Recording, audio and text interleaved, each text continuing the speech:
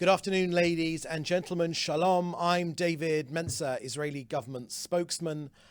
Quick update from me and then to your questions. Please put your questions in the chat of this Zoom and we'll take them all this Monday, the 9th of September, day 339 of the October 7th war, 11 months since we were attacked and our hostages taken from us.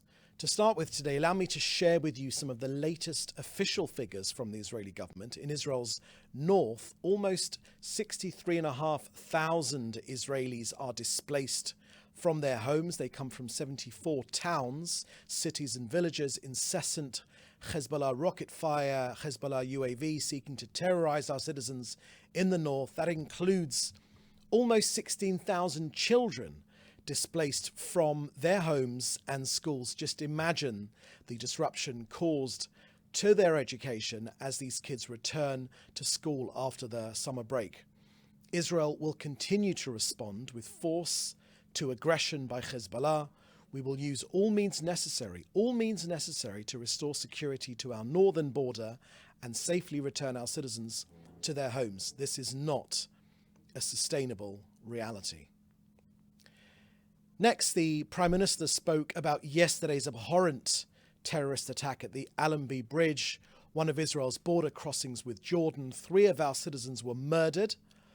The Prime Minister sent condolences to their families. These murders reflect the growing trend of radical terrorists and their goal to undermine regional stability.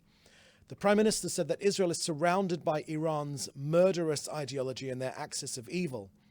As the Prime Minister said, in the last few days alone, 6 of our hostages murdered, 3 Israeli police officers also murdered.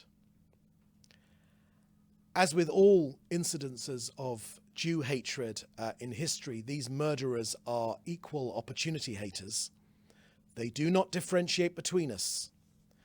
The Prime Minister made clear that they want to murder us all, whether right, left, secular, religious, Jews and non-Jews as well, until Israel is no more.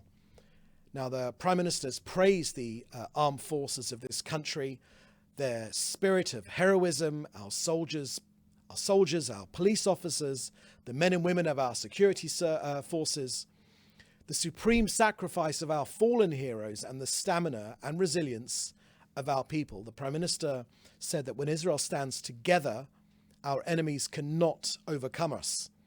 Iran's main objective is to divide us and to sow discord amongst us. Now an update from COGAT and their work coordinating aid into Gaza. In the last 24 hours alone, 208 trucks carrying humanitarian aid goods went into Gaza, 33 trucks via the Erez crossing and 175 trucks via Kerem Shalom. 132 trucks were collected from the Gazan side of Kerem Shalom, and 114 trucks were collected by the private sector, with only 18 trucks collected by the United Nations. Once again, the private sector puts the UN to shame. 5 tankers of fuel and 6 tankers of cooking gas for essential infrastructure also went in, and a 30-truck convoy entered Gaza through Gate 96. In total, since October the 7th, 50,000 trucks have flooded Gaza with 1 million tons of aid. Now, let me share with you that the latest status on the polio vaccination campaign. The 4th and final day of the 2nd stage of the polio vaccination campaign took place yesterday. 251,417 children were vaccinated in southern Gaza.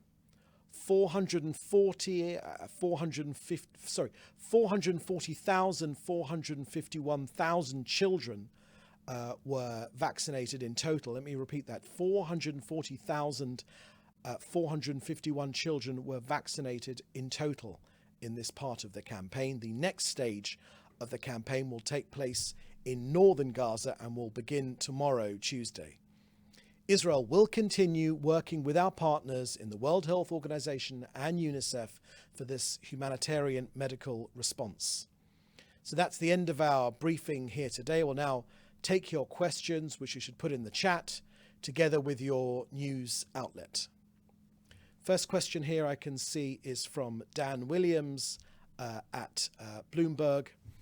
When does Israel expect to receive the new US Qatari Egyptian truce proposal? What will Israel do if no such proposal is submitted?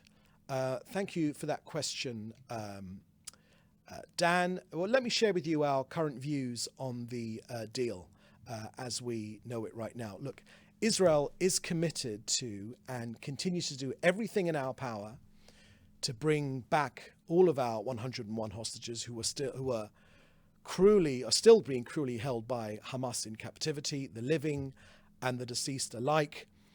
Among them, we know are women, children, the elderly, 13 women to be precise, 2 children, the Bibas children. So look, on the negotiations for this hostage release deal, they're ongoing, they continue.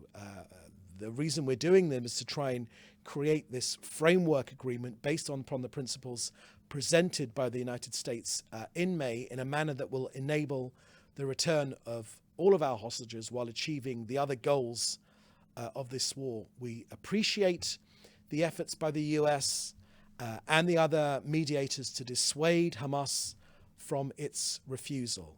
I would point you, Dan, particularly to Gal Hirsch, the chief Israeli head of the negotiators, who gave some interviews in the media on CNN yesterday, where he can share with you some of the latest details. He is acutely aware and intimately aware of those details. Our rule has not been to give a running commentary on those discussions, but the interview yesterday on CNN with Gal Hirsch can give you some more details, as he shared with you yesterday. Next question is from Hannah Julian from the Jewish Press. Good afternoon. Can we get a data sheet on the latest figures following the briefing? Yes, of course, Hannah. We'll be happy to provide that to you of some of the latest figures we have. Next question is from Joel Pollack at Breitbart News. Can you comment on celebrations in Jordan that greeted the terror attack on Allenby Bridge, as well as the reports that Mahmoud Abbas's Fatah party referred to the terrorists as a heroic fighting martyr? What does that suggest about the prospects for peace? Look, thank you very much for that question, Joel. Look, in the beginning of this briefing, I gave you a comprehensive view of what the Prime Minister shared yesterday at the start of the cabinet meeting. He shared his view on that dastardly attack. It is an outrageous attack. The peace treaty between Jordan and Israel is of importance, is of great importance. But it behooves all of the countries around our region to do everything they can to stop terrorists reaching our borders. It's extremely important. If there was, and I've seen those reports as well, they are very distressing to look at. Look, our war goals remain the same, Joel. We'll continue fighting until all of them are met. The return of all of our hostages, the dismantling of Hamas's governmental and military capabilities, and removing the terrorist threat to Israel so that residents of the north and the south can safely return to their homes. We know that Iran is trying to ignite this region even further. It's that they say it very, very clearly. And it's up to us to stand up to Iran. We are standing up to Iran, and we will be successful. Next question from Hannah Julian. How long is CENTCOM Commander General Mike Kirill expected to remain in Israel? Will he meet with the Prime Minister and the Defense Minister? Thank you for that question, Hannah. Our general rule is not to share meetings forthcoming with our most senior people in the government. If you want more information about the General's visit, there are already on the IDF Telegram feed.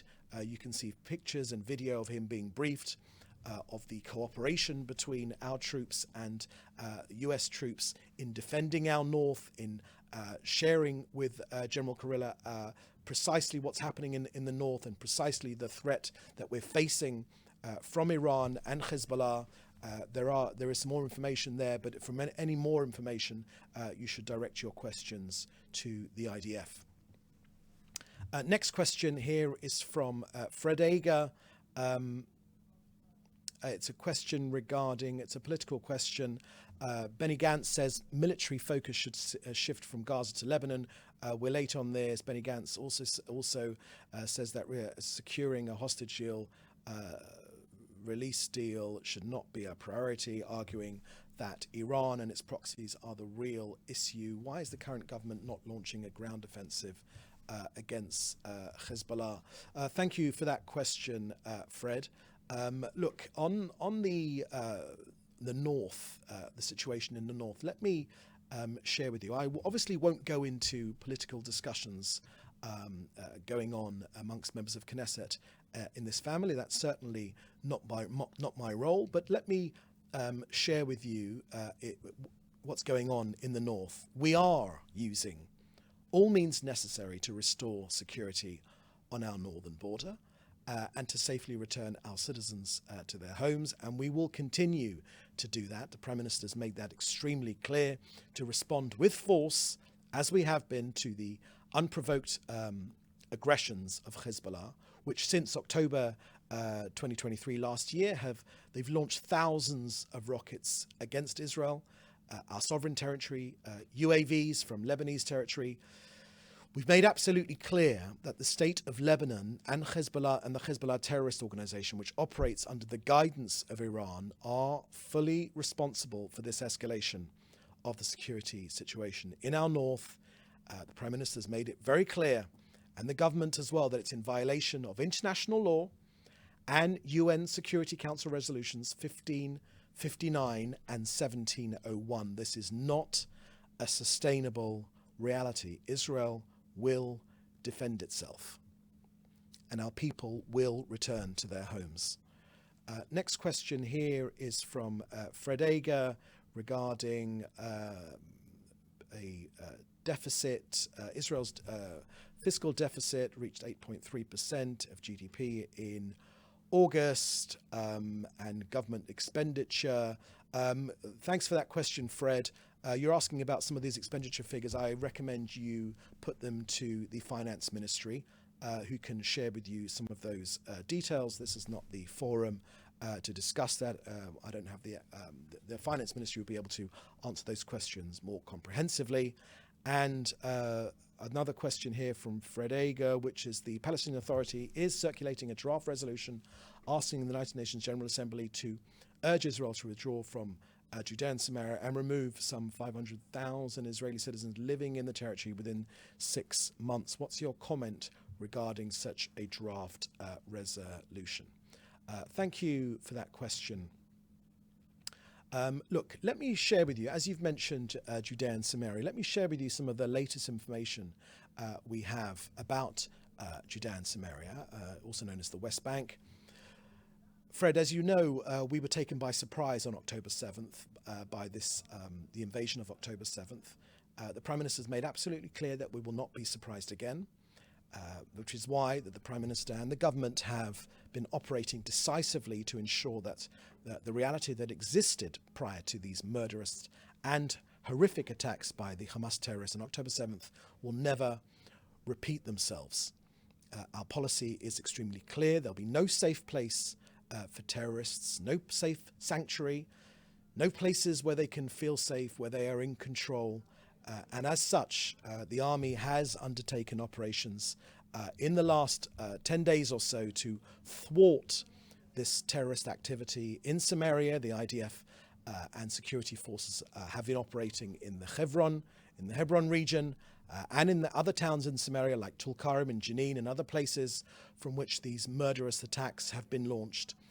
And we will, of course, fight to eliminate terrorism wherever it emerges. We know that Iran is working to make this another front with which to attack Israel. We're on very high alert, as you know. Our security forces are deployed extensively to thwart terror attacks, and we will settle accounts with any terrorist responsible for the terror attacks against our people. During our activities, the military activities in Judea and Samaria, we've exposed and we've dismantled explosives planted under the roads to be detonated in attacks against our security forces. And we know that these come straight out of the Iranian playbook.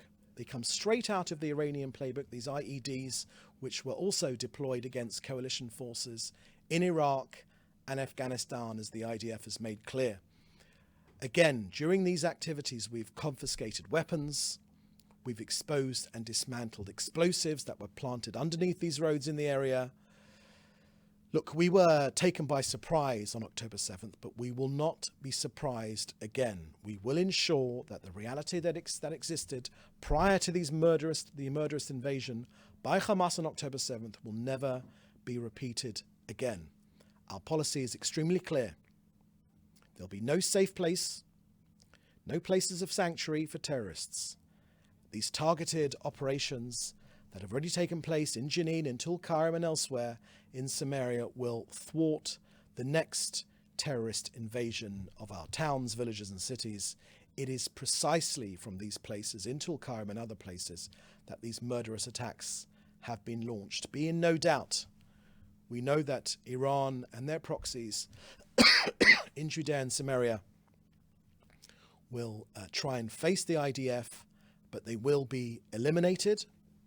We know that Iran is, the IDF has made this absolutely clear, is working to make this another front with which to attack Israel, and Israel will stand up to this aggression.